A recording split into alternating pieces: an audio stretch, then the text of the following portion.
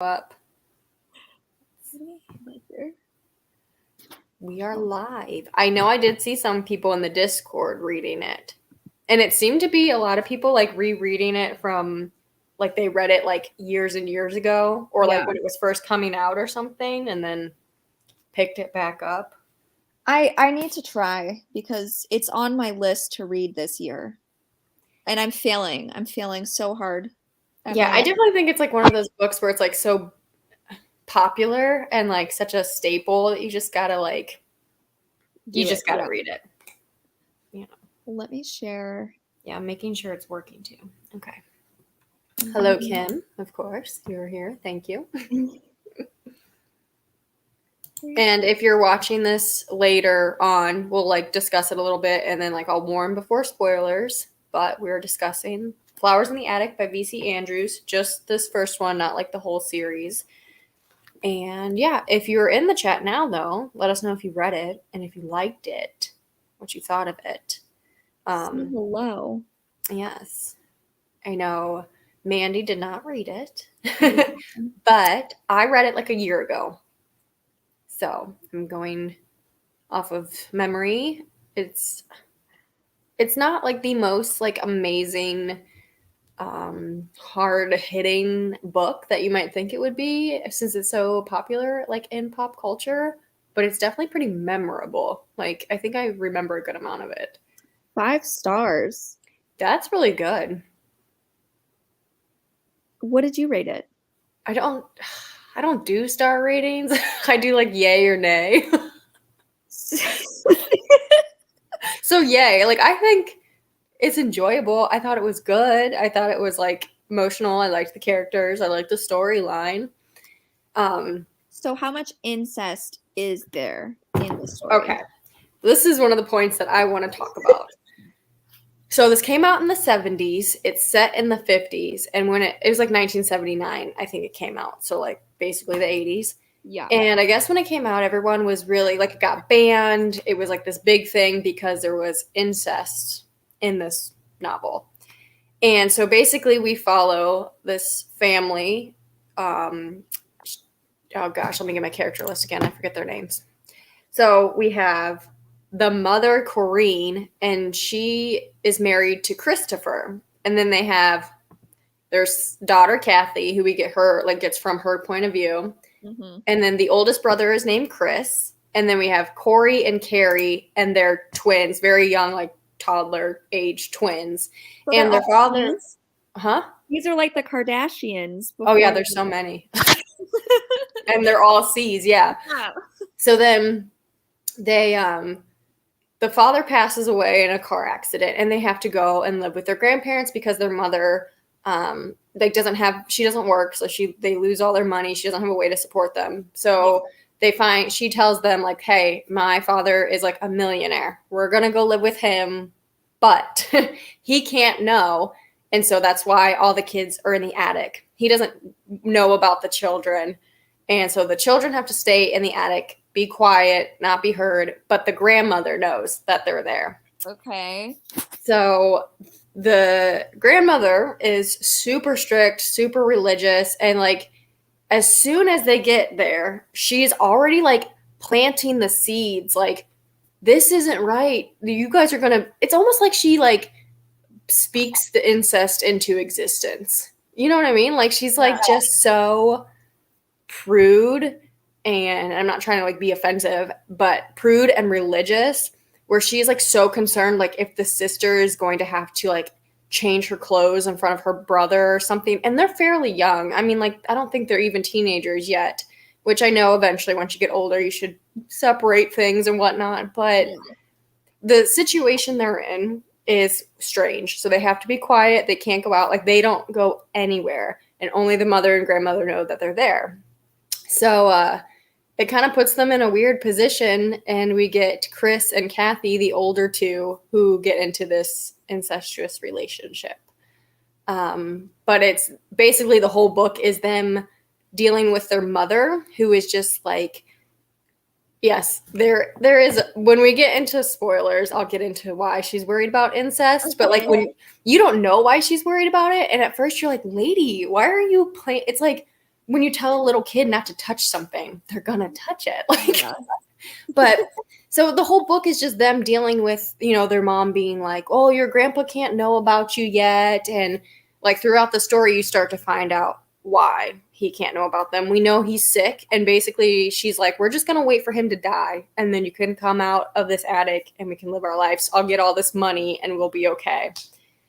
But eventually, the kids, there's no sunlight. They're getting sick, like they're just living in this really small space. And Chris and Kathy, being the oldest, they start to like kind of take on like the parent role, like because they're taking care of these small toddlers all the time because their mother is off gallivanting around and trying to get a new husband and trying to earn this wealth and inheritance by doing what her parents want and what her father wants.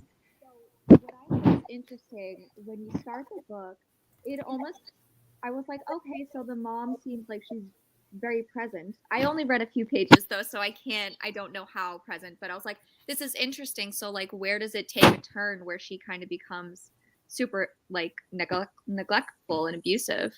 So once they get to the grandparents' house, the whole thing is like, if she never lost her husband, she wouldn't be put in this predicament of like, okay, I have to turn to my parents now.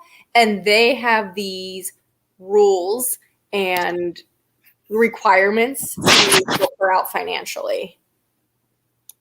Can you hear me now? Yes, you are. I can hear you better. Okay. I think I moved my camera. Sorry. So I would say, without getting into spoilers yet, there is nowhere near as much incest as I thought there was going to be. And I don't know about later books, but I, for some reason, thought I was getting into something a lot more, I don't know, erotic. Like, I thought, you know what I mean? Like, a lot of the incest relationship like is outside of a physical relationship from what I can remember. Like, it really feels like they're in this like romantic couple, like they take on the parenting role. It feels like mom, dad, and two small children instead of like all the siblings together. Yeah. Because the mother starts to leave them hanging. She doesn't visit them as much because she's trying to placate her parents and then, you know, like get their money. But then she's kind of introduced the new man in her life as a lawyer. He's well off, he's wealthy. So she's going out to parties and she's going sailing and then the kids are like, what the hell, mom? Like, what are you doing? Like, come take care of us, come be with us. But she's just out like living the single life. Like, she doesn't have kids or anything. So how long do these kids stay in the attic? How many books are there? Ooh, so there's like originally 4 plus a prequel, and then I think there's 10, 11 books total. But I mean, if you want to get into spoilers, we can, because So can I guess what the spoiler is with why she's worried about incest? yeah. Did he abuse the daughter? No. No. Okay. So okay, let's just get into spoilers. If you don't mind, if you don't I don't mind. Okay. So she's really concerned about incest because her daughter, Corinne, the mother, is the half niece to her husband that passed away. So the father, Christopher, the father of all these kids in the attic, dies, but he's actually Corinne's half uncle. So the half brother to the grandfather married the daughter. I'm confused. Can you say that again? Yeah, that was really confusing. I'm sorry. So the grandpa, who's sick and dying, had a half brother, Christopher. Okay. Christopher married Corinne, which was the daughter of the dying grandfather. And the dying grandfather is the grandfather of all those little children. So our mother, who's out gallivanting around, married her half uncle. Ew. Okay. Yeah. And I think that caused strife between the grandparents and the daughter, because they're like, if you are in this relationship with him and if you have any children with him, like, we're cutting you out of everything. So that's why she's hiding the children, is because if her father finds out that she has kids, he takes her out of the will. Okay. And so like the grandmother, it's just like ingrained in her, like, there's going to be incest because that's what the mother did. So that must be what her kids are going to do. But like she just like starts like, I mean, she's not even just like, she is just not even planting seeds. She's just like shoving it in their face almost. It's really weird. I Like, wonder what was going through VC Andrews' head. Like, why the incest? well, a fun fact. She Is was a product of incest? she was diagnosed with rheumatoid arthritis, I guess, like pretty early on in life. And when she was getting treatment at one of the hospitals, she claims that this is partially not like fully fiction, that one of the doctors that she met there uh, was kept in an attic with his siblings for over 6 years to like keep the family wealth somehow. Like that's what the rumor is. That this is based on a true story. Yeah, that it's not truly fake. That's the rumor. I don't know. I couldn't do enough like digging to find out if that's true. But I mean, people do horrible things to kids, so I'd be surprised. Like that story of that dad who kept his daughter in a freaking basement, but it was like a hidden basement for like 18, 20 something years. And Yep. they had like 6 kids together. Yeah. That story is insane. I mean, there's more than one, but Oh yeah, no, it's happening all the time right now. It's happening. Yeah, it's so maybe I don't know what was going through her mind, but if she really caught wind of something, or maybe she heard a rumor and whatever. that's crazy. Yeah. So I'm gonna look at some comments just because Kim's here. I know Kim really liked it. Let's see, Laura's here. Hello, and Tamika. Hello. Okay, so let's see what Kim has. That's a good question. So, I don't know the answer. How does she compare to Carrie's mom? Oh, she's kind of like the same. Like she is like sets down all these rules. Like you have to. Some of the rules like make sense, like wash your hands before dinner, but like she is very strict and very on a schedule, and a lot of it is because they're trying to cover up for them being up there. They're like, okay, you can't go to the bathroom at this time, you can't do this at this time, but it's like to keep the secret. And I wonder if it's just because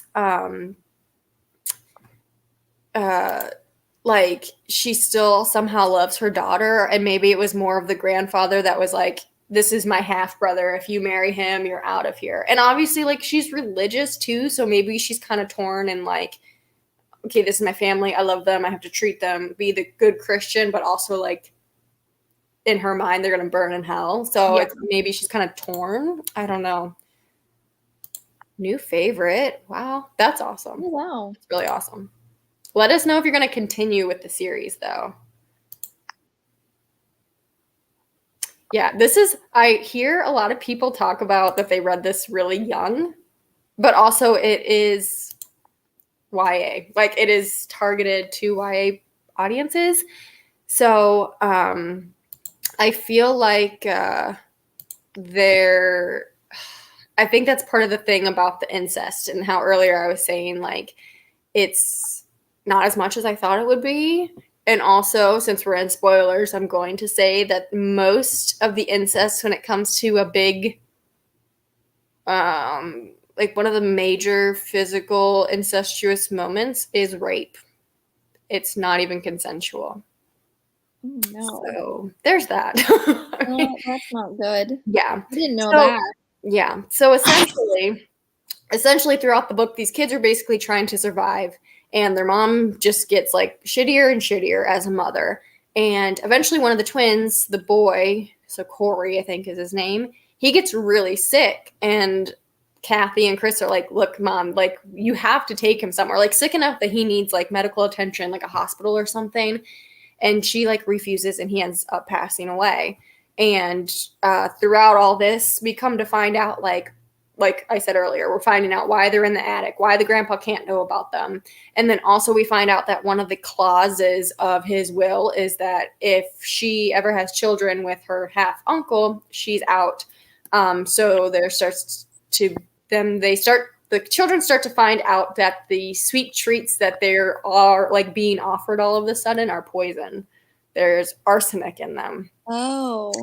So they're finding out, like, wait a minute, maybe it's mom who doesn't want us around and not. I think I do remember that. I remember that from watching the movie. Yeah, they start to find things out because eventually Chris, the oldest, he like carves a skeleton key somehow and they're able to get out and they start stealing things from their mother, like her jewelry and stuff to try to sell it off. Or like, they're going to get out and have something to make money off of.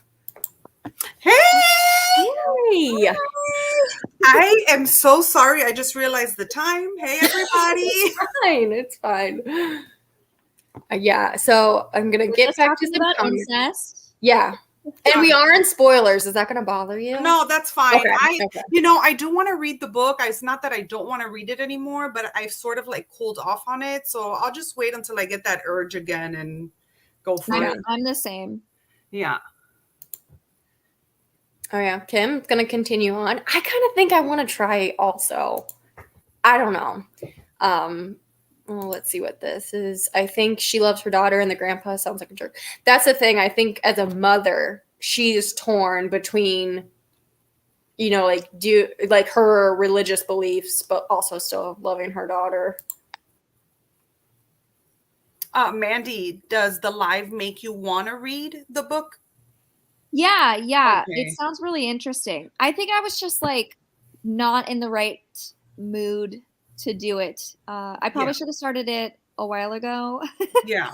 And I tried to pick it up like last week and I was like, this is not happening. So. Yeah, no, I've been in a slump. Well, not anymore. Yay! But I was just in a really, really big slump, man. Like I could not get out of it. I'm like, I'm not even going to attempt it because I don't want to ruin the experience. Right. I've been in a slump too. Well, I recently read 2 novellas that I really liked. Gone to See the Riverman was one of them. I get so excited. So yeah, I just don't think a longer book right now is gonna work for me. Yeah. That's why I read that graphic novel that I posted about yesterday because I'm just trying to, get my juices flowing again. Yeah. Yeah. Let's see. Oh, I didn't know. I didn't know that Mina Savari did the audiobook. That sounds interesting. Yeah. Yeah, I did hear that before. I'm going to do the audiobook whenever I do decide to pick it up.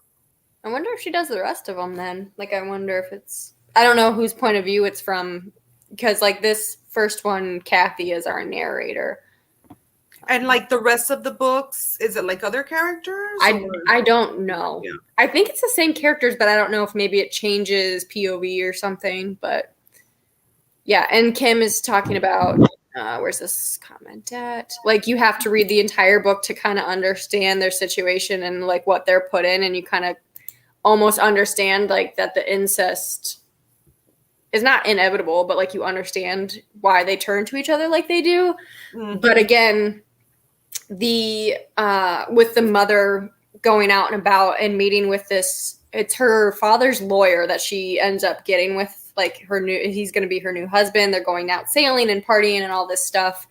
And the pivotal plot point that really turns the incest physical is Kathy, the daughter, sneaks out of the attic, to steal stuff. And the lawyer is there sleeping. And for some reason, she kisses him. They have a lot of issues going on. Like, they're locked in an attic. Their mom doesn't want them. So, like, they have a lot of, like, inner turmoil with their emotions and everything. And so Chris, the older brother, finds out that she kisses this guy while he's sleeping. And out of anger, that's when he rapes her. And that's when the incest is, like, physical. So and then it's hard because Kathy is then like forgives him and is happy to be in this relationship with him. But then it's kind of like I don't want to say it's acceptable, but it's understood like they have nobody. Like they're like 12 and trying to raise 2 toddlers. One of them passes away and they're locked in an attic and they're stealing from their mom so they can sneak out and run away. And they decide that, they don't want to get the authorities involved, because what if they all get separated? So it is kind of like they're just so messed up emotionally and everything. And then, of course, the grandma's there like, don't you sleep together? And they're like, what are you even talking about? And they do. So. Oh, because there's another adult in this situation? Yes, the grandparents. Oh. So after the father of these children passes away, they all go and live with the grandparents, but they have to be kept hidden away from the grandfather in the attic, or he will take them out of the will. Because she had sex with her grandpa uncle or something. Yeah. So incest is a generational thing in this book. Okay. The mother and father are half uncle, half niece, and then they have all these kids. Yes. And that's why the grandpa's like, no, I'm not giving you my money because you slept with my half brother and made babies. But so it's all a big secret until he dies and she can get his money because he's like a millionaire. Yeah, no, it's a drama filled. Like I understand. This is like a dark soap opera. Exactly. So like think of when it came out, 79, when everyone's watching As the World Turns, or their lives or whatever. Like, and so like, and now, and especially with it being targeted towards kids or like young adults, look, I would have been eating this shit up. I would have been like, oh my God, they're sleeping together. They're hiding in the attic. People are poisoning each other. Like it would have been, I mean, it was still enjoyable. It was still fun. Yeah. But it's just kind of crazy to it is. This is for young adults. But it wasn't that bad. Like I feel like I've read worse things as a child that I don't know. I just I said earlier. I've definitely read worse. But I feel like for the time, I don't know. Yeah. For the time, that's the whole big thing, is even though incest was, I mean, still frowned upon, but it was, I don't know now, but it was more widely known and done behind, closed doors. Just nobody said anything. So I think that was very prevalent then, but still at the same time to have something on like paper, you know what I mean? Like that talks about all of this. That's crazy. Yeah, that's probably what it was. It was like something that wasn't really, or maybe if it was like in books, it might be like in classic, not like Lolita had been out. That's not incest, but like things like that. It's not, it's like the target audience and how popular it was. I saw something like 40 million copies were sold or something like that. Wow. Like, it was crazy. And I did see there was like a list of like some schools that had banned it and everything back then. But yeah, I just, like I said earlier, I thought I was getting into like some crazy erotic novel, and I was like, oh, this is pretty tame. Yeah, I think, you went in with like these expectations and it wasn't really that. Yeah. How funny. I've been collecting her books, but I haven't read any of them.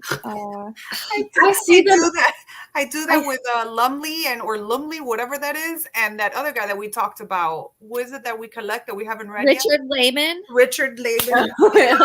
I have a whole like shelf of his books, and I'm like, I don't know why I haven't read any of them. Me too. But it's like, I'm gonna read them someday. So let me just collect them. They look cool. Cool. They do. They usually all, like, a lot of the editions have like cool step backs and stuff. The covers are so cool. Yeah. Oh wow. Okay. Stephanie binged it in one sitting. Damn. Wow. Yeah, they are like the picture perfect mom, dad, and all the kids. They're always all done up. They have the money. Like she can afford that. She stays home. It's like the perfect like 1950s family. Kathy's POV, not as fun. Yeah, I kind of wonder after the ending of this book where, I mean, I could see like where you would get more of a story, but I don't know if I would like that story as much as the first one. I'm also interested in reading My Sweet Audrina. Have any of you read that? Mm-mm.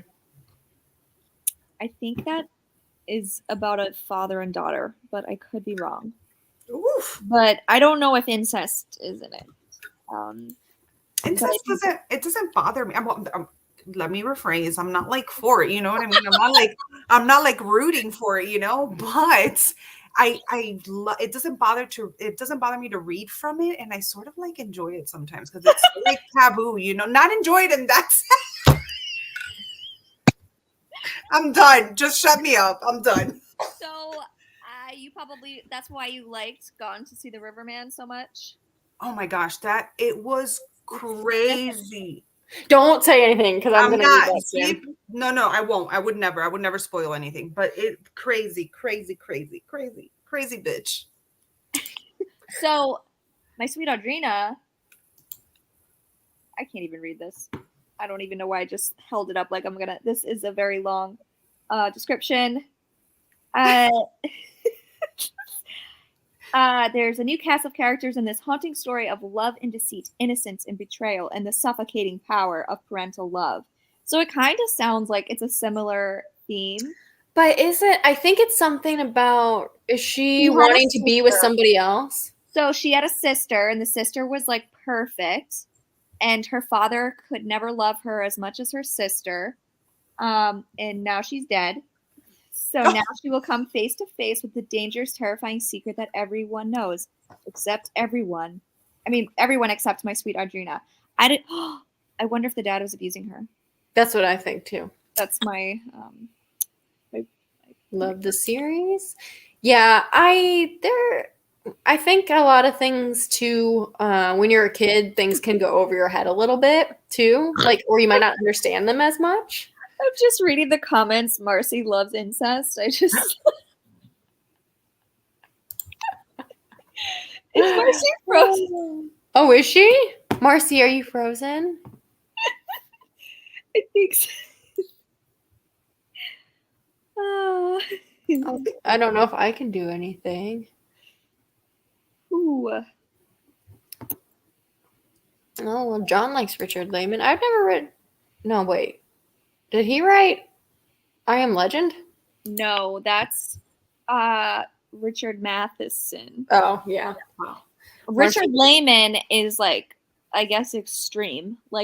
I bought all these books and I didn't really know what any of them were about. And then I was reading the back. They're all about really dark things, like women getting attacked and stuff. I don't know if I'm going to enjoy it, but I heard he's tough. Maybe I'll try it then. Oh, Marcy said her computer shut off, so she'll be back in a second. Yeah, but and then do you want me to tell you the very, very end of the book? Sure. They get out of the attic. Oh. They escape, but that's it. That's how it ends? They just get out? Yeah, I can't remember. I think they they're able to get some tickets to Florida or something. With what? With the stuff that they stole from their mom. Oh. Yeah. Also, I have a question. How easy is it to make a skeleton key? You said but okay, so skeleton keys usually, if I'm correct, one fits everything in the house. If your doors take skeleton keys, they're all the same. I think. I could be wrong. But you could just make one? Well, he carved it out of wood. I don't know. It's the 50s. They don't have Simply Safe or ADT or something. No, but I think he does carve it and uses it to pick the lock or whatever.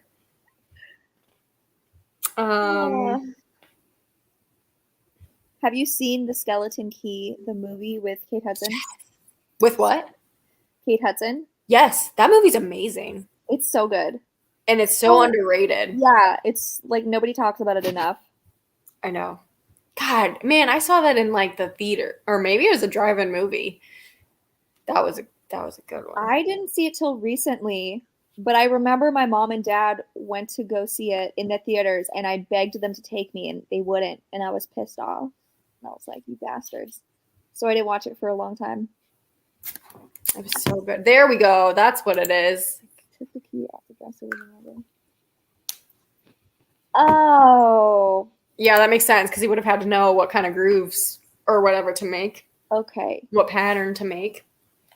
I forgot about that. I just knew he made one. I wonder if that's still a thing you can do. If it's still that easy.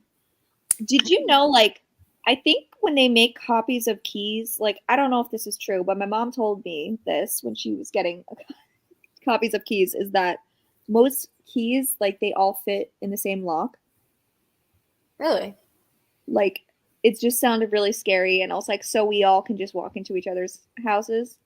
So I don't know the specifics, but I don't think there's that much difference between keys. I mean, y'all can come, but first of all, if you're gonna take something, you gotta clean something first, okay? Like, if you want my TV, you gotta clean a bathroom or do a load of laundry. Take the dog out for a walk. Yeah, clean up the backyard, the poop, get it. No, my husband's a veteran, so we are protected. So keep that in mind. I have my vicious little guard dog, Barlow. Yeah, Barlow. Rip some throats out. Okay, this. Oh. Yeah. This I thought did I say this? It was like donuts they were putting arsenic in, and that's when they started questioning, like, wait a minute. Once they find out that they're not allowed to exist. The mom was poisoning?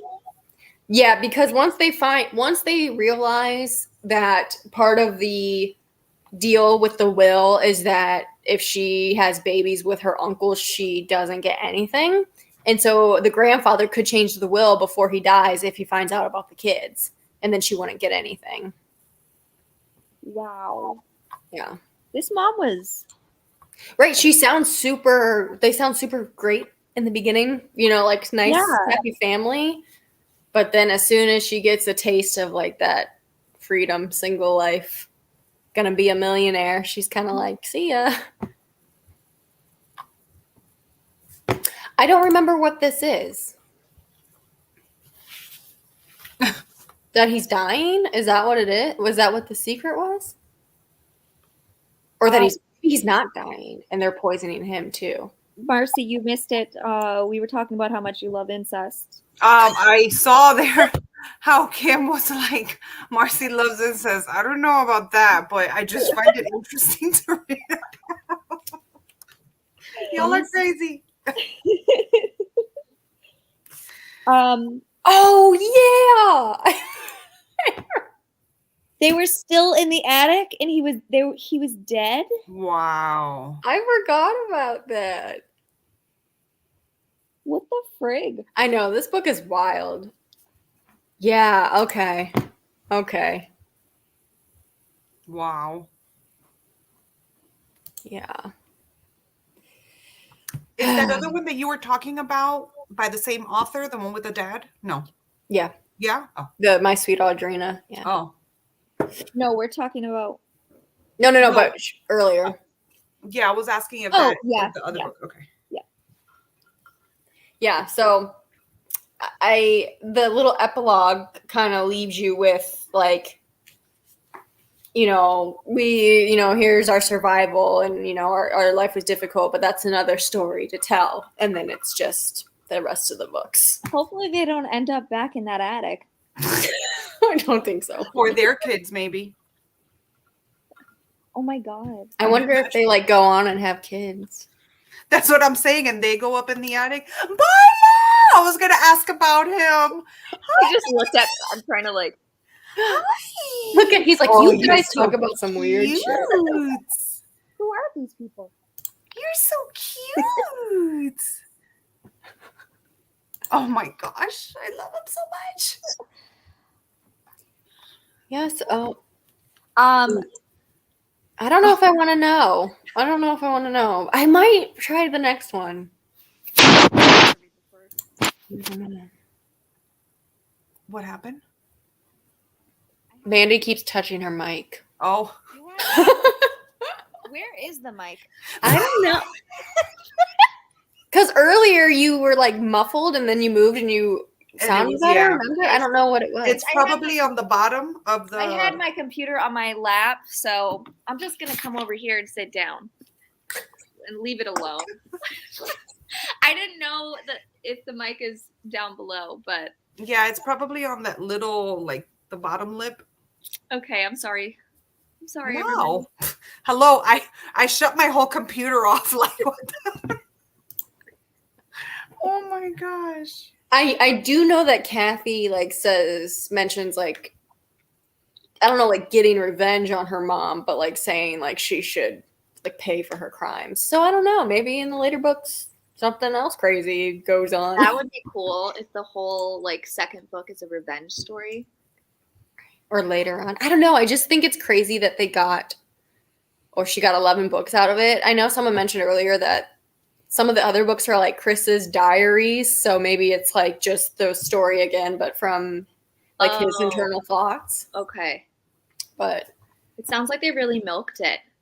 Yeah. Which, I mean, she's got like a ton of books, so I don't know why So is she still alive? I don't think so. So she has ghostwriters writing for her, correct? Like, maybe. Do we know who she is? Like, or is it like? So she died in 1986, and she was born in 1923. Wow. She's from Virginia Beach, Virginia, and so all her stuff after the 5th book. So there's 4 books plus a prequel. Everything after that prequel, not her. Wow, that's crazy. That's insane. Because we're talking like some of these were published like 2014 or something. Yeah, that's why I was confused. Now I'm really mad. Like, this is giving me. Okay, I have some issues. So, like, when I was little and I found out that the person who writes Nancy Drew isn't just like one person, I cried. That would upset me too. Caroline, who writes Nancy Drew? What is that person's name? Well, yeah, that's kind of crazy. And it's also crazy to me when they carry on an author's work after they die. Like, the author, what's his name? Stieg, I don't know how to say his name. Larson, the guy who wrote Girl with the Dragon Tattoo. Like, why did they continue that after he died? Just let it die. Yeah, let it be. Yeah. Carolyn Keene. So when I was little and I found out that Carolyn Keene wasn't a real person, it's just a bunch of ghostwriters and they just throw that name on all of them. I cried. I was pissed. I was like, did you continue reading them or no? Well, yeah, I mean. Can you imagine Carol boycotting the books? Yeah, like #cancel Nancy Drew. So I'm assuming the Hardy Boys isn't written by the same person either? Oh, maybe not. Oh, I'm about to look that up. I used to think that Mary-Kate and Ashley were much more involved in those books than they were the Mary-Kate and Ashley books that I like they were writing them. Yeah. Oh. Well, yeah, and I mean, I don't think James Patterson really writes any of his books anymore either. Like, I think he finds new authors who like partner with him. Yeah, he's been doing that a lot lately, especially in the middle grade genre. He does that a lot. I mean, I think it's kind of cool that he gives these authors a chance to get that exposure. Yeah. But it's like his name is like bigger than theirs, James Patterson presents. Yes. Yeah. The Hardy Boys is the same situation. A pseudonym for a bunch of ghostwriters. Wow. It makes sense. But I would have thought Carolyn, I thought okay, maybe she wrote a bunch and then it would make sense later on. But to me, magical, awesome Nancy Drew books, it was just this lady was just thinking of all these things. Aww. Yeah. I think it's cool that I think it would be cool to be a ghostwriter. I think that's a cool thing. Yeah. But also I would be but I want people to know I wrote it. Yeah. But if you're someone who doesn't want to do like press tours or what if you had severe social anxiety? You just send somebody out to do your work. Yeah. You don't have to travel, nothing. Did you read Verity? Yes. Okay. So it was a similar situation. Yeah. Yeah. Well, way darker. minus some of the weird stuff. Yeah. Oh, and all the sex. Yeah. The author of The Devil's Advocate was her ghostwriter. What's The Devil's Advocate? Oh, I know the movie with the movie. Reeves. Oh, like that. I didn't know that was a book. Like the one with the lawyer is the devil. What is it? Yeah. So who are other, like, is John Grisham a real person? Yes, but he probably has ghostwriters and stuff. What are the names? These are all names I frequently see whenever I go thrifting for books. James Patterson always has like an entire section. Yes. And who's the other ones? Dean Koontz. Dean Koontz. There's another one that I see all the Tom Clancy. I mean, up and down the shelves. And V.C. Andrews. I do see a lot of her books. Yeah.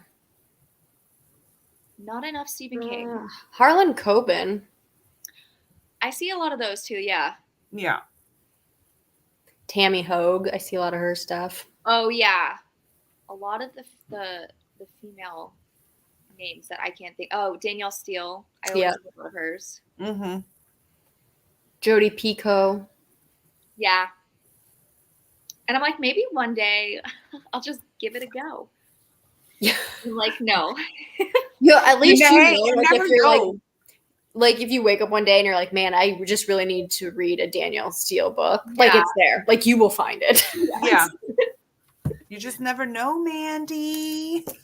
Yeah. Okay. So I get what you're saying here, but the thing about series like this is they work to keep the same style, I think. That's got to be tough.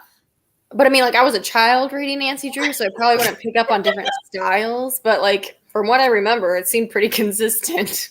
They must have had like a master thing that they like had to refer to, and I'm sure the editor. I mean, like ways to describe characters. Yeah.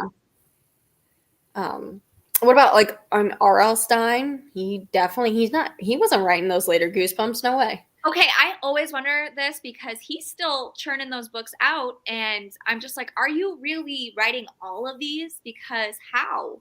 Unless he's had already like pre-written ones that he's just collected throughout the years, and then those are the ones that he works on. I will say, like, Goosebumps are very formulaic, so it's like they follow the same formula. I do think it's easy, but I feel like there's like a new one every year, and I'm like, how do you? Yeah. I don't know. I kind of wonder if he just has like they come to him and they're like, here's the story outline, here's what happens, and he's like, cool, put my name on it. Like, do you think Stephen King writes all of his stuff? Like, I wonder, like, how the hell is he coming out with like the newer stuff? Listen, dude. Let's keep it with the yes, he does, because it will break my heart. And look, I can't take another Nancy Drew. Right? Yeah. Especially, you, Carol, you'll probably be heartbroken. You know, I've kind of accepted that I think Tabitha helps him. Oh, really? I'm okay with her helping, you know? Yeah. Like, I'm okay with her. I don't know, because sometimes he writes women so badly, and I'm like, you can't run this by your wife in bed before, one night, like while you're just laying there. But I think he does. Because doesn't she read all of his stuff before? I know he's gotten better at it, and I think he did really great with Carrie, and like that. Some stuff is just really good, and other stuff I'm like, did you just call somebody's boobs jahoobies? Ew. Or their menstruation, their dribbles? Yeah. Like, where was Tabitha sick? Did she have a headache and she couldn't read? Like.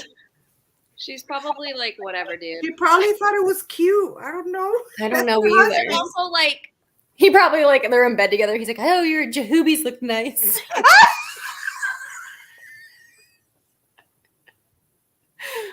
Or maybe they're like trolling us, and she's like, "Yeah, call them jahoobies." Yeah, that's hilarious. say that.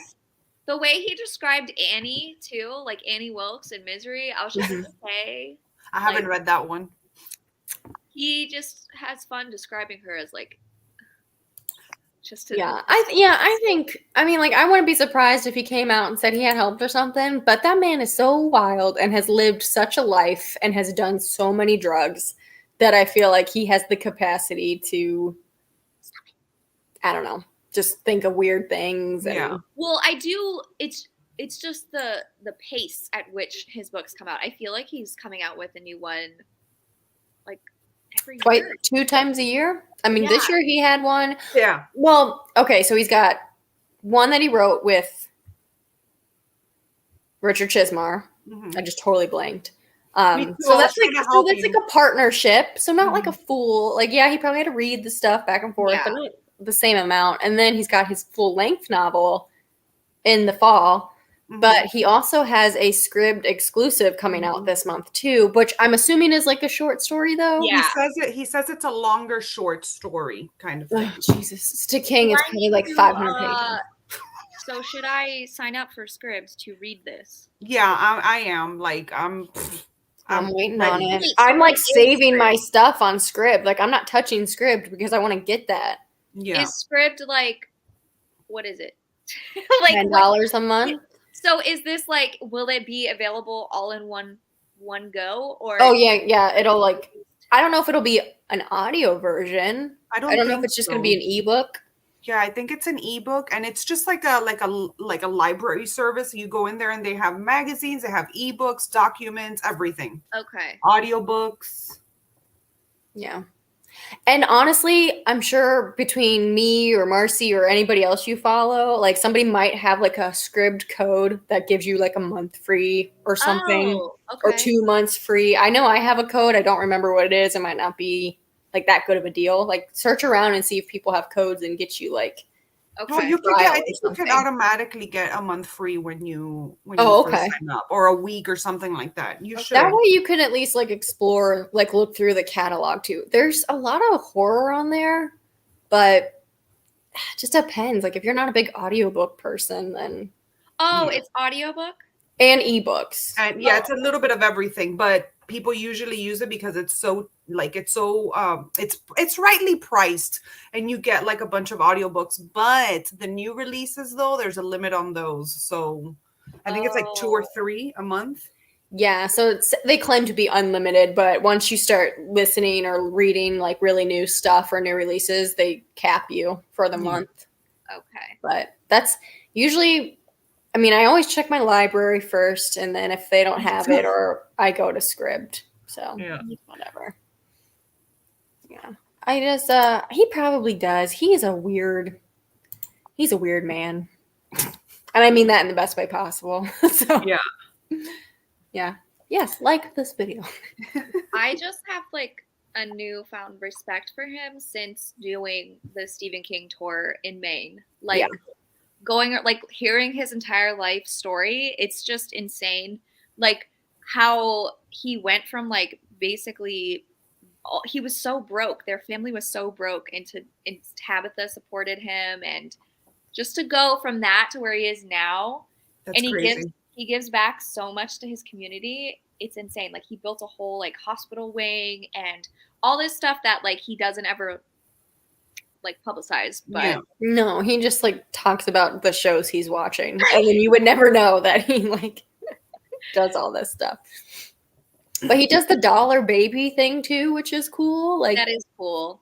so it's kind of like I do like people always criticize him and how he like I've seen the stuff about how he writes women, and I think he has written racist things in the past, but I feel like he's changed. Like I feel like you grow as a person over time, and we need to remember how old he is right. too, and not saying that we can excuse everything that he said or done or whatever, but like it was a different time, and like I think even back in the day, so there's a trope called like the magical Negro, and he does that a lot, or has done that a lot in the past.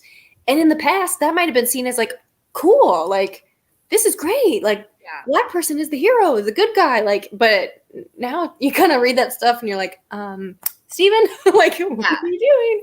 Or like just like the terms he uses in the vernacular, like I think he's definitely grown, but I think too, outside of his writing, he can write characters that are horribly sexist and racist and stuff, and then you go and you see like him donating money and things to minorities and people in need and stuff, and it's like, you know, it's just his writing is It's fiction. Yeah.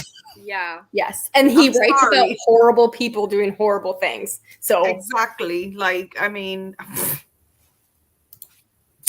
I want to do that tour. That would be so cool. I know. It is amazing.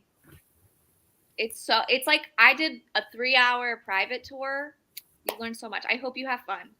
And also get some whoopie pies because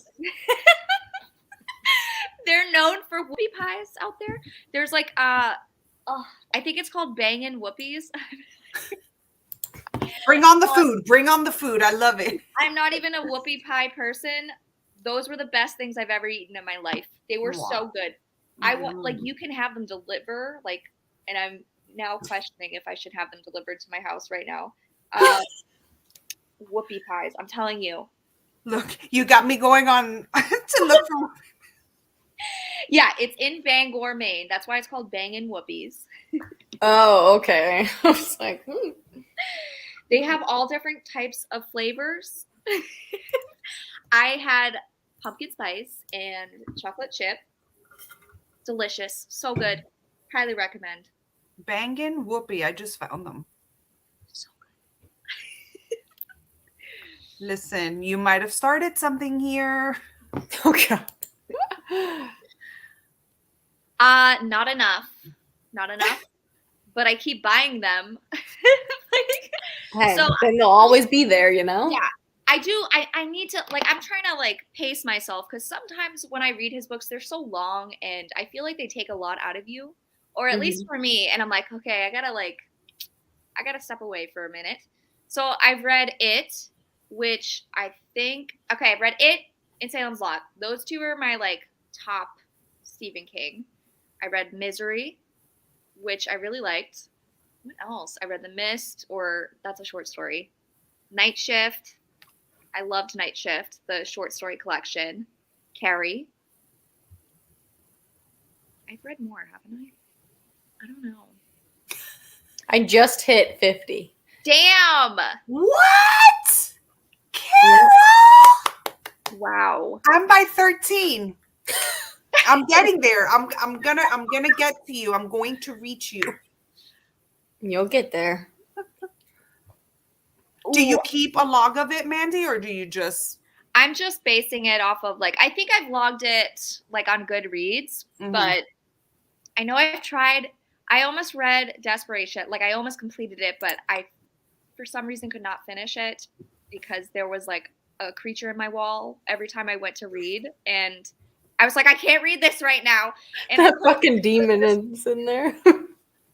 Was it the bat? This was, I don't know what it was. This was like years ago, but I keep getting creatures in my walls wherever I go. So it's like, I had a brick wall in my bedroom and there was a creature climbing up the wall. It's a long story, but like inside the wall, I couldn't. I would have died. So now I have an aversion to that book because every time I'd read the book, there's a creature. Yeah, I was like, I can't do this. So. Oh my gosh! Did somebody come out? Did somebody come out to check it out? Yeah, and he was like, "There's nothing. There's nothing there." Well, if you never smelled anything, then there was nothing. It's probably gone. Just been a demon. Did you cry, Kim? So obviously you liked it, but I loved the miniseries of 11/22/63. I really want to watch that. The miniseries was so good. Yeah, I'm kind of doing publication order also, but I skip around for the book clubs that if we read any, and then I Bag of Bones is what I'm supposed to be reading. Like that was my next one, but I wanted to listen to an audiobook of one of his books next up, and he narrated it. And I was like, you know what? I can't listen to his voice right now. So I skipped that one, but then like now that Fairy Tale is coming out in the fall, I'm hitting all the Dark Tower stuff, so I skipped to Black House, which was really good. So I'm kind of in publication order, but yeah, I do in publication order unless it's a new release and it's not connected to the other books, then I will read the new release. But I don't know where I'm by because I too have skipped around so much. But I think my next one, I have to finish Salem's Lot. I started Salem's Lot like 3 years ago and I still haven't finished. And a good fall book. Yeah, I know. So I'm like, you know what? I'll just leave that one and focus on it for the fall. But I did not like Night Shift too much. Like the first 5 stories, I was just like, no, I think I liked one of them, and so I put it down. But my next one would be The Dead Zone. That's the one I have to read. I really want to read The Dead Zone too. Oh, let's That's a go good read one. it. I mean, I want to do that. I just can't. I can't guarantee I'll actually read it. No, Right. I know. I'm But I'm right. But I would totally be up for doing a buddy read. I'm right there with you. You finished Stolen Tongues. I never got past like the first 2 chapters. Oh my god, I forgot about that. I was like, yeah, I'll read it with you. And then somewhere along the line, I forgot I was reading it. You finished it. I'm like, forget it. Yeah. I am all over the place. Like just starting everything, but just not even. Is she? Yes. 70. That's good. That's I too am collecting them in hardcover, but I'm also collecting them in mass market paperback. That's what I decided on. That's it. Unless it's like a weird edition or I don't know. Do you collect the Halloween editions? Because I collect the Halloween editions. There's Halloween editions? Yeah. Yeah. But they're not like they're named Halloween editions, but they're not like Halloween themed. But they're the ones that have like the I don't know if you can't see them. They're like the upgraded Rainbow Hotter, I feel like those. Okay. I also really like those Rainbow Hotter ones. I started collecting them and then I was like, fuck this, and I sold them. Yeah, I started collecting them like 4 or 5 years ago. I was still in Texas. And they were so cheap and you can find them so quickly. But then everybody started catching on and then they started getting expensive. And I'm like, I am done. If I find one out in the wild and it's not like crazy expensive, I'll get it. But if not, I stopped collecting those. Yeah. I just don't have the space. And like I told myself, I was like, okay, I cannot have like one author takes up so much of my space. So I'm like, what do I want? What do I actually want? And I just want the original hardcovers. I don't care if they smell like they've been in somebody's basement for 30 years. Like, yeah, they don't have to be first editions. Like, yeah, I just want the hardcovers. Oh yeah, I'm the same. I don't care for first editions. Yeah. I first started with wanting to collect hardcovers, but then I started thinking like I really like the beat up mass market paperbacks. Love them. Yeah. There's just some really cool covers too. Yeah. For the mass market paperback. This edition of It, I don't know if you can see it. It's I have that one. Oh, do you? That is like my look how cute. That is like my golden ticket one. That's Is that UK? I think so. I think I'm on the hunt for a hardcover of Salem's Lot. I never see Salem's Lot. I have that one too. But God, I need that book. That's so cool. I love this one. I walked into a store once and it was like right there. It was like $6. And I was like, snatched it. I mean, like so quick. Did you feel bad only giving them $6? Nope. I was like, thank you very much. Nice doing business with you. Goodbye. Wow. But the Halloween ones, these are 4 of them, but I have all 8. I just don't want to bring them, but they look like this. Oh, okay. I've seen those. Yeah. Those are cool. I like these a lot. I have a book club edition of Salem's Lot, not a normal one. And I don't like that. I want them all to be, because like book club editions are shorter. Oh, okay. And so I have some like book club editions, like Firestarter, Cujo, and Salem's Lot, I think, are book club editions. And I'm like, I'll trade them in one day. Yeah. Okay. Do you have half-price books by you? No. That's where I go all the time. They always have good shit, too. Yes. I'm so jealous of everybody who has that. But I will say the half-price books from Texas, from what I've seen as of now, because they have one here in Georgia. It's like 30 minutes away, but the half-price books in Texas are much better than any I've been to outside of Texas. I mean, they stock up their store. It's so good. Yeah, I mean, it is good because you could get some like really cool books there that you're looking for. But like with it being half-price books, the book could be 50 years old and they're going to charge you half the normal price instead of like, it's 50 years old, it's $1. Like, unless it's like a clearance book or something. Yeah. So you're still paying like $15 for like a 30-year-old Stephen King sometimes, but Wow. Yeah, no, I don't buy those. yeah, that's where I have the most luck is there. Yeah, if I see a book at Half Price Books and it's like $15, I'm like, no, buddy, this is used. Like, I'm not gonna buy you. And I get crap money when I take my books there too. Like they're like, you taking like 300 books. They're like, here's $7. Yeah, I know, it's crazy. Thank you. But I mean, like whatever. I'm just gonna trade them in and get something else. But Can you get store credit? yeah, that's Okay. usually what I do. It's just because then you got to sit there and wait for them to go through your books, but you're not gonna shop for books. Like, Yeah. okay, so any final thoughts? Are you guys excited to read it? For the people that haven't even read the book, So what'd you think? Not enough incest. Just kidding. I mean, there's It's definitely a never lot been less than my I thought there would be. thing. Okay, so now that we know how it ends, maybe in the later books there's more. Not that I'm like, give me more, but I expected so much more. Yeah. But I've got this Maybe. like really cool copy with the creepy grandma on the back. How do I do this? Let me get mine. But, I don't have a physical. I have an ebook of it, and I almost bought one off of Thrift Books, but I didn't. I got this little baby. Oh. Oh wait, that's Is the it same the one. same? Yeah. Yep, Okay. it is. Yeah, it doesn't have the cool Yeah. that Step back like a lot of the other ones do. Kim feels so bad. I'm so sorry, but Kim feels so bad. No. Oh my I gosh, we know. know you were joking. No, please don't feel bad. I'm good. Please, I'm not the one that's gonna get mad. I know you were kidding. I love Kim. Yeah. And we were just kidding too, Kim. We weren't like trying to give you a hard time or anything. Yeah.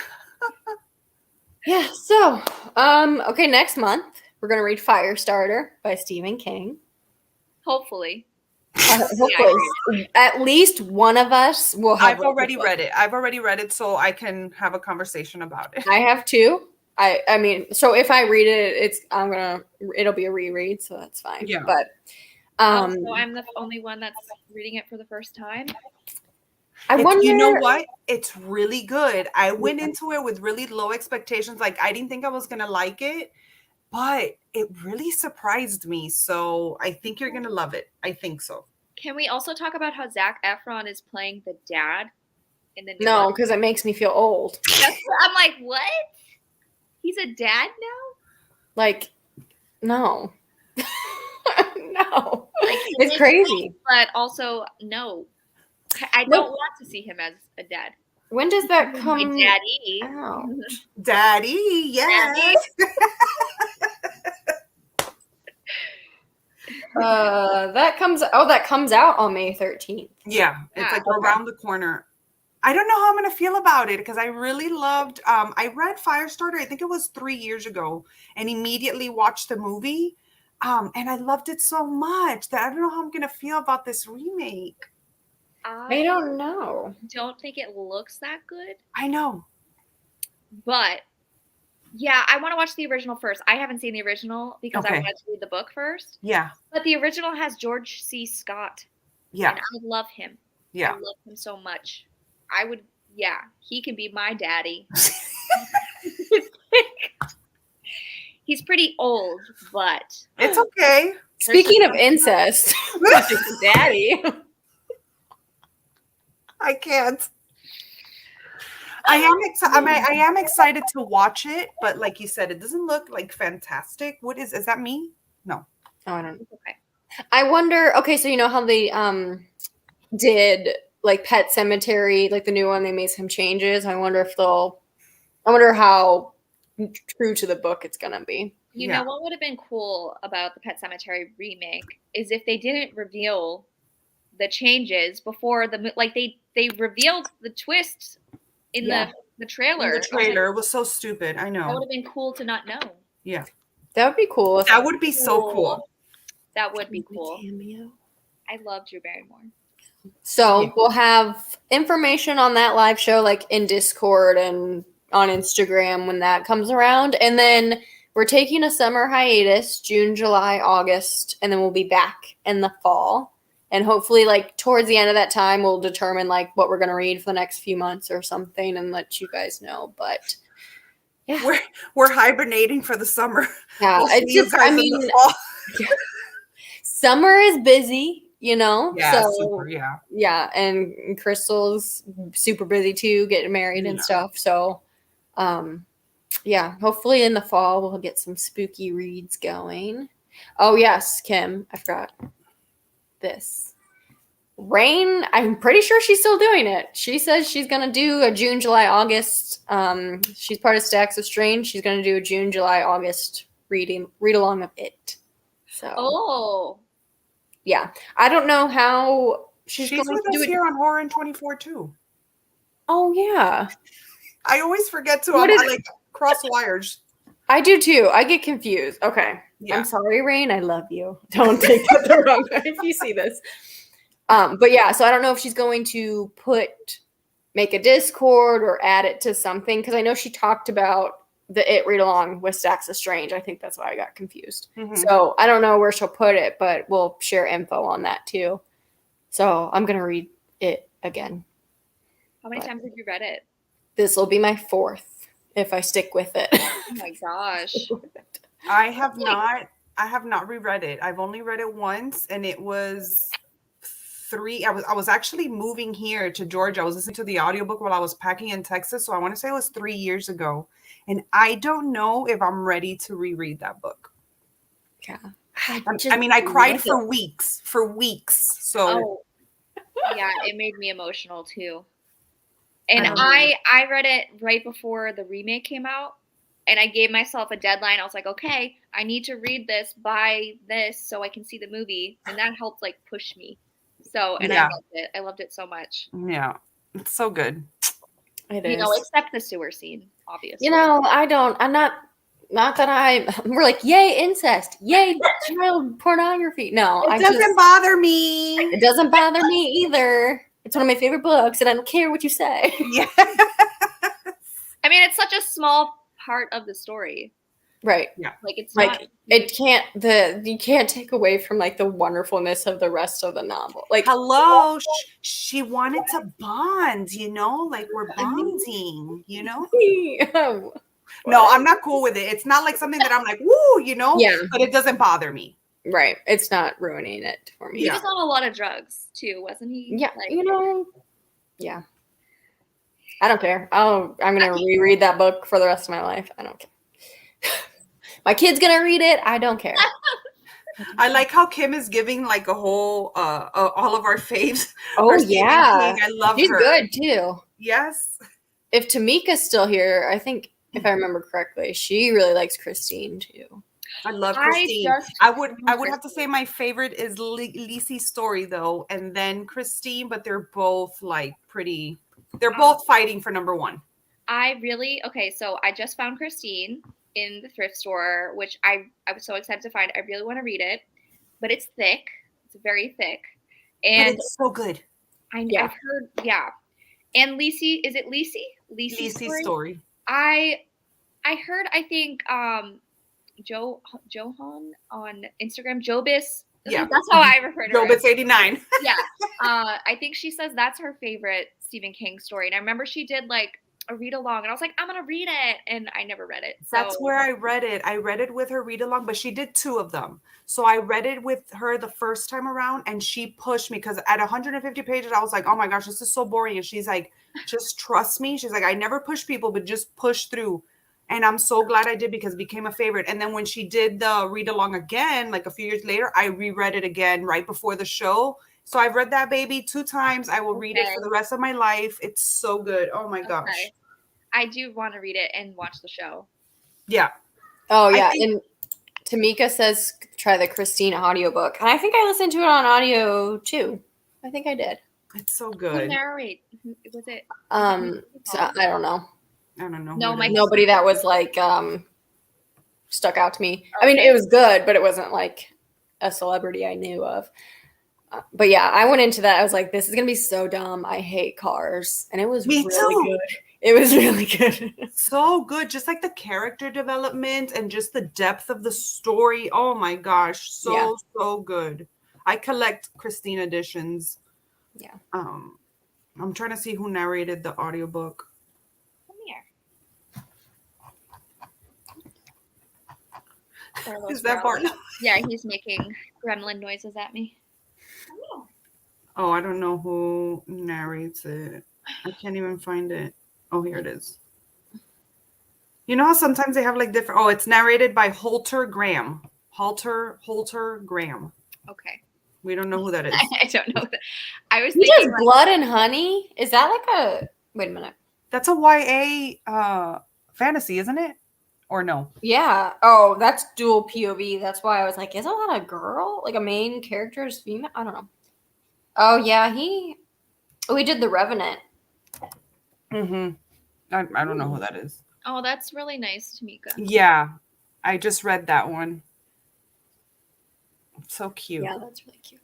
I have an emotional attachment with Christine because of my husband. Like, me and my husband are really big car people, and the same. I grew up like watching airplanes and looking at cars. But my husband, that was like the first movie that he went to go see in theater by himself. He was like 12 years old or somewhere around there. He was young. And he says that when he walked out, he was so freaked out walking by the cars that he lived in New York. So, you know, to catch the subway, he had to walk through all these cars and he was so freaked out. So I was like, oh my gosh, I'm going to make my first book. That was the first book I've ever read by him. Oh. That was my first read because of my husband. And then we watched the movie together and he was laughing so hard. He's like, how could I have found this scary? So, yeah. No, it's different when you're a kid and when it's been, Yes. you know, like now the way technology and like CGI and stuff, like it's different. But Yes. The Shining and Pet Cemetery, yeah, You know those are what? staples. So I read The Shining years ago, and I didn't like it, but I I love love you. I love you.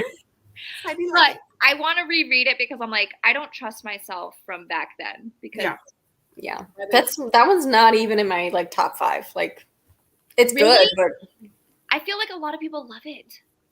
I have a weird top 5. I think, like The Dark Half, Okay. I haven't read that The Girl one. Who Loved Tom Gordon. Mm-hmm. That's one of my favorite books. I need to read that one. Is that like a summary? Yeah. Okay. Yes. And it's a little shorter, right? Yeah. It's Mhm. like, okay, yeah. Oh no, just kidding. I haven't read that one. I'm here like, yeah. I haven't even read that one. Just kidding. Yeah, it's really good for summer because I don't know. I really like baseball and like summer, and so like her being obsessed with baseball, but then she's also like hiking in the summer and gets lost in the woods in the summer, so it's like hot and bugs, and yeah, it's a good summer read. Oh. Him, my favorite is probably between, I would say Salem's Lot and It. It's like between those two. Salem's Lot, I just love the atmosphere of Salem's Lot. It does have good atmosphere. It does have good atmosphere. Yeah. I mean, from what I read, because I think I only reached like the 100-page mark or something. I'm telling you, that lady just really threw me off my game. I didn't want to read anymore.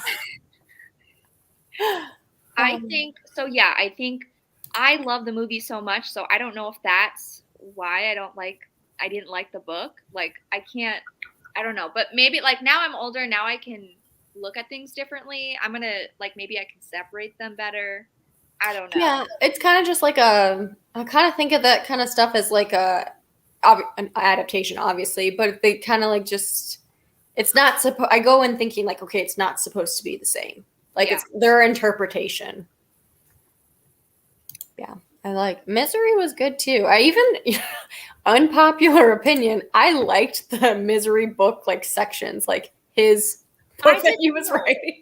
I did too. I thought it was going to be like really bad, but I was like, okay, this actually isn't that bad. And it was kind of, oh, did I just poke you in the eye? Sorry. It's kind of horror-y. Like it was like this woman was being buried alive. And I was like, okay, I like this. Thank you. I can work with that. Yeah. So I really like Needful Things. Great villain. I have that book. Me too. The Green Mile. Amazing. That's Everybody's like, everybody says such good things about the Green Mile, and I don't know why, but I have no interest in it. I don't think I'll like it, but I know that I probably will. I don't know.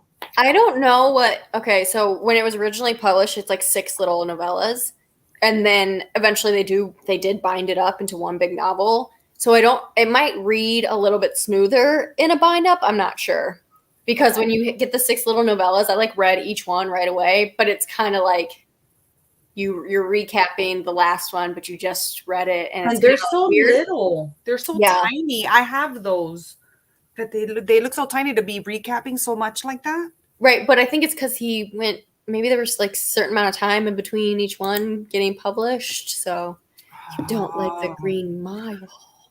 It is definitely less. I mean, there is supernatural stuff to it, and it's not as horror-y, but it's like I like crime novels, and that's kind of what it is too. I really liked The Outsider until like the last part of The Outsider.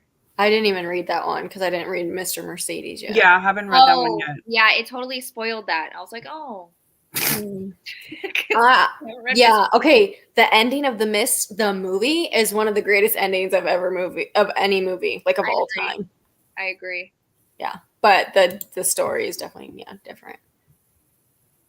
And I think I'm pretty sure I saw somewhere where Stephen King was like, if I could rewrite that book or that story, I would end it like they ended the movie.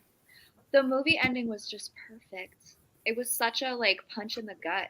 Oh, you're saying you didn't like the end of the Mist movie? That I haven't watched the that most heartbreaking. Like, oh my God, Marcy. I have to watch it. I know. Do you know no, what happened? No. Yes, I've read the story. You will cry for the rest of your life. I've read the story, but this was like 6 or 7 years ago, and I don't. It's different. The novel is. I mean, the movie is different. The movie it ends differently. No, that was like Marcy. I don't know. Like, you should watch it, but like, I will if you're blame in a bad headspace. Don't. Yeah, you'll feel like I will blame the both of you. I couldn't.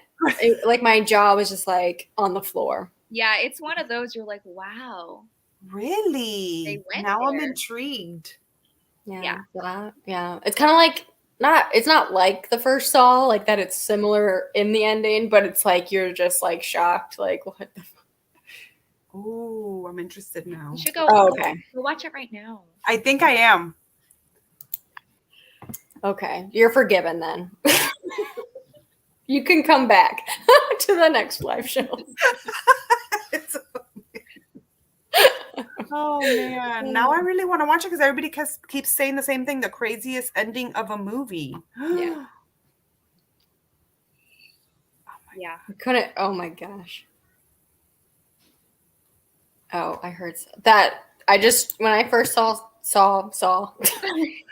I saw it in the theaters, and I swear, like I specifically remember the ending, and like my jaw was dropped. Yep. And I remember looking around at like my friends, and their jaws were dropped. And I remember I just looked through the whole theater, and everyone was like I was like, this is a moment that is like ingrained in me.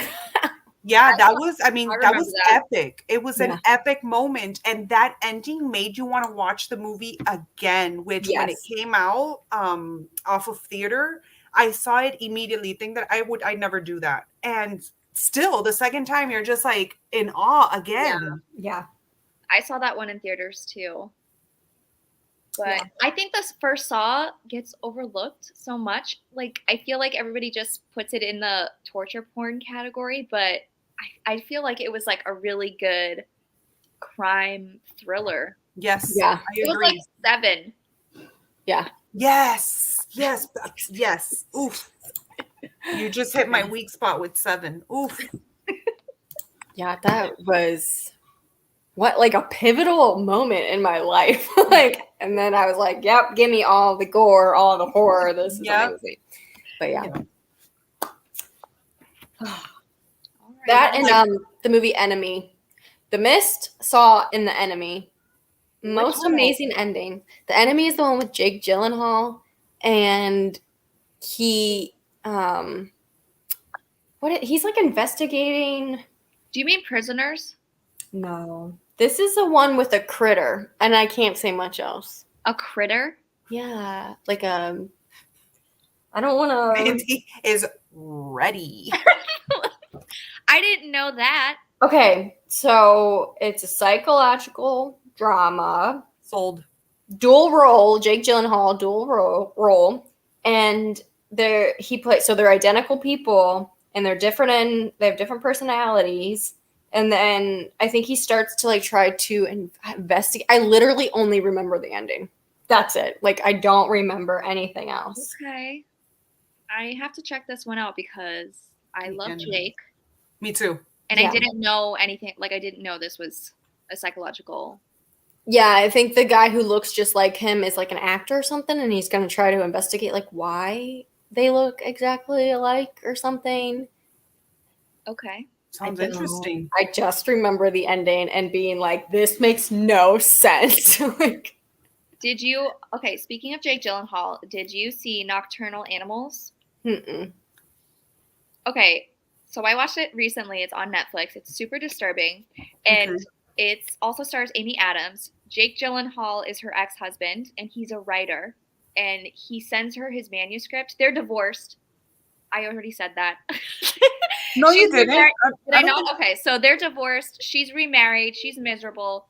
He sends her this manuscript, and he's like, I really want you to read this book because he's always been looking for her approval, blah, blah, blah. And it's called Nocturnal Animals, which is something he used to call her because she used to stay up late or something like that.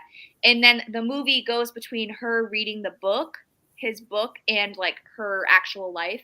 And you learn about their past relationship. But the book scenes are so terrifying because it's about this family who are traveling on a road trip, and they get pulled over by this group of guys in the middle of nowhere on the highway, and it's just super dark, and it's really good. It's really. I'm gonna watch it. Yeah, I should highly recommend. So I have 3 movies already: The Mist. The Mist. Nocturnal Animals, and what was the other? The Enemy. Yeah. That's your homework. There you go. It's just like it. The Enemy is one of those movies where it's like when you're done, you like Google like the analysis of it because you're like, nice. I love those. Yeah. It's weird. God, Jake Gyllenhaal's great. Yeah, but Prisoners is great. That's amazing. I know that movie is so good. I haven't seen it. Okay, just add it to the list. Yeah, add it to the list. That one would make you cry too, but really, that one, it's a tough watch. Okay.